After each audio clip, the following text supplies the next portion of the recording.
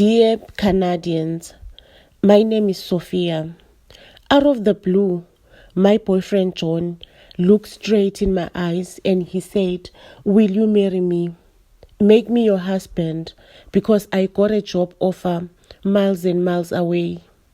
I need to marry you in 2 weeks and relocate with you. You know, I'm that faithful husband, the one that can provide, the one that can love you and give you all the love you deserve in the world." I said yes, a big yes, but deep inside my soul, I was guilty because the same day of the engagement, I was with someone else who is more interesting than my fiancé. Michael and I, we met at the club. We were both drunk that night.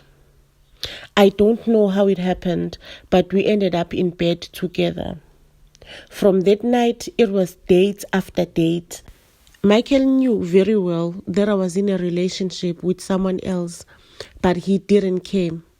At some point, I would go as far as talking to John over the phone while I'm lying on Michael's chest. To cut the story short, we were in a honeymoon phase, me and Michael, and I was no longer feeling John. It's just that he was the safe option because he was financially stable, honest, faithful, but boring.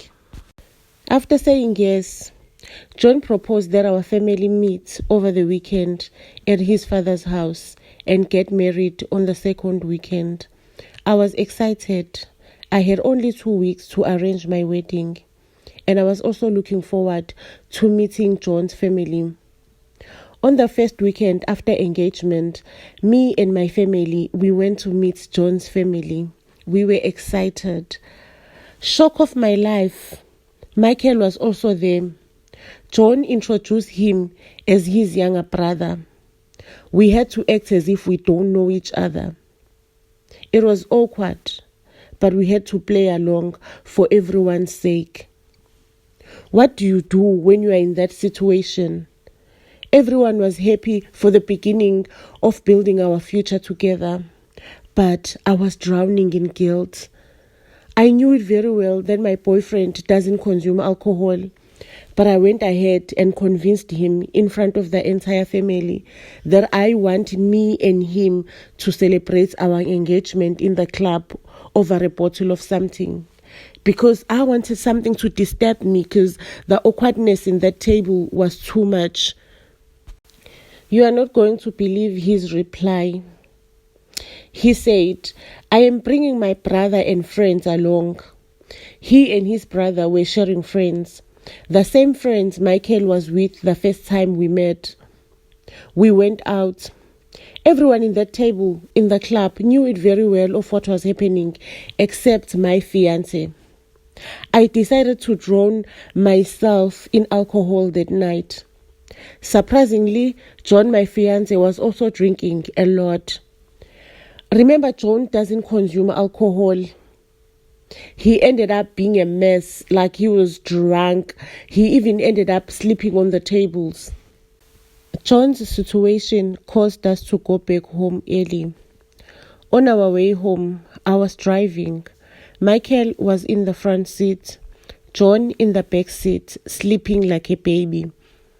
Due to being drunk, on our way back home, in a front seat, me and Michael, we were touching each other and kissing each other, while my fiancé is sleeping at the back. Feelings were very strong between us at that moment, but at the end of the day, we both agreed that it was our last kiss. I was ready to start on a new clean slate with my fiancé. Our wedding day was beautiful. We invited few friends and family. The second week after we got married, me and my husband John, we moved from Canada to Asia. We were happy. Immediately when we arrived in Asia, John had a very special present that he bought from me back in Canada. He wanted to give it to me the day when we both met each other's families, but he was too drunk to hand it to me. He searched for the present, but it was nowhere to be found. On that night before he got drunk, the president was in the car. John's car had a secret camera that helps if you are hijacked or involved in a car accident. He requested a footage of that night. His heart was broken. He was in heavy pain when he saw what happened between me, his wife, and brother. He was broken, heartbroken. Remember, he was 9,000 kilometers away from his people with a cheating wife. He never confronted me. He moved out of the house without letting me know. That's how I lost a loving husband. Please follow us to all social media platforms. Buzz SA, we love you.